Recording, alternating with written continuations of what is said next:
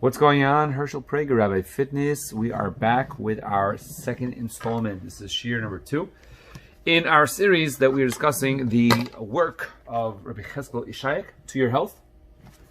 And this book is pretty interesting. It was kind of a groundbreaker in that he was the first person to, gather, we'll say, and, milake, bring the sources together of what it means to be healthy, al pi hashkafas Torah, something that I was kind of looking forward to do myself, but he did it already, and he did a pretty good job of it, if I might say so. So I wanted to discuss some of his going through his work here. We're not going to read it verbatim, but there's definitely a lot of beautiful sources here that we can get from it.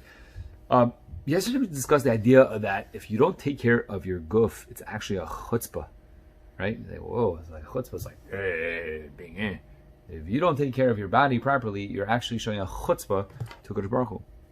Why? Hashem gave you a body not for your own purposes. It's not for you to serve yourself. It's to serve Him. And if you're not treating it with the proper concern, the proper care, and doing what it needs to keep it in top shape, then you are basically flouting the will of Kadosh Baruch Hu. Rav Shimshon Raphael Hirsch. I want to just read, paraphrase what he says here because it's kind of lengthy, but if you could take a look at the actual work inside, it's really quite special, his language he uses here. In Choyrev, he says kind of the same language, but just more, and more wordy because he lived later, so he speaks more about it. He says that we have to recognize and know that everything we have, any gift that we have, any physical gift, any talents we have, and the amount of time we have in this world are not ours. We have a shlichus, right? We have a job and a mission, a tafkid that we were sent here to do. And the Kodesh Baruch Hu is going to demand from us, do you do it correctly? And if we weaken, right? If we neglect, all right, and don't care for the keli, right? The way the Kodesh Baruch Hu housed our soul inside of it properly, Hashem's going to say, why are you doing that? Why did you do that? He's going to be away that from at the end of our lives. He's going to say, why did you not take care of your kli, right? Why did you engage in harmful practices or doing things that you were aware that were not good for you? For example, smoking or drinking too much or engaging in an unhealthy behavior in terms of food, etc., etc. So you're not permitted to do that because, again, same idea, right? Body is not ours to do, right? We were sent here, and this is really just a covering, right? Actually, the pasuk in Iyov says pretty cool. The same way that we have schach on top of our sukkah, so our skin and our bones and our nerves and everything that makes up the guf, it's actually called, the lashon of in the pasuk is or basar to talbisheni, right? This is like a levush. It's just like clothing. The body is like clothing for the neshama.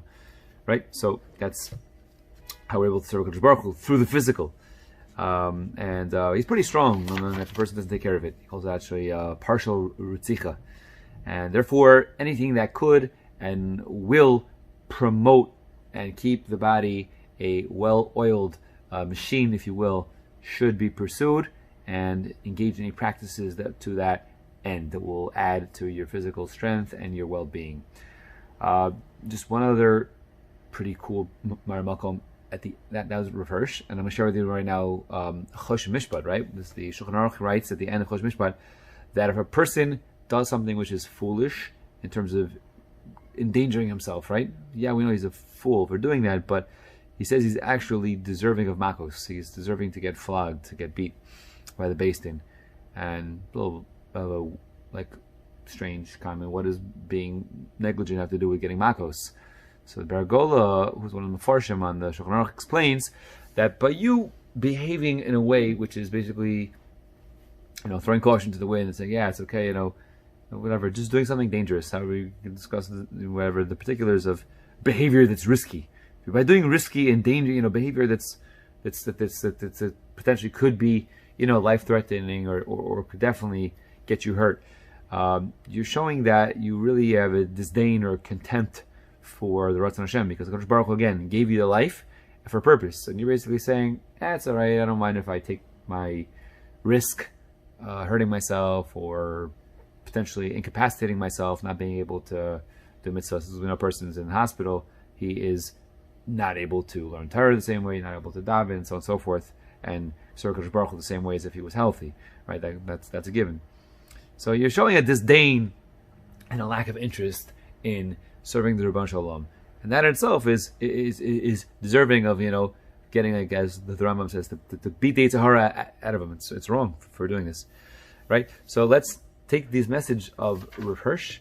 Let's take the message of the Beragola and the Chalosh Mishpat, that we should take advantage of the opportunities we have, and first of all, surmira, right? Let's stop the negative and we'll call it dangerous or behavior that's pushing us backwards in our health, and let's keep our body, do anything that will promote and keep our body in tip-top shape in terms of health and fitness, and ultimately the goal of not the goof in itself, but the goal of the neshama, which is really why we're here. Have a wonderful day. We'll see you tomorrow for Shir number 3. Have a great day.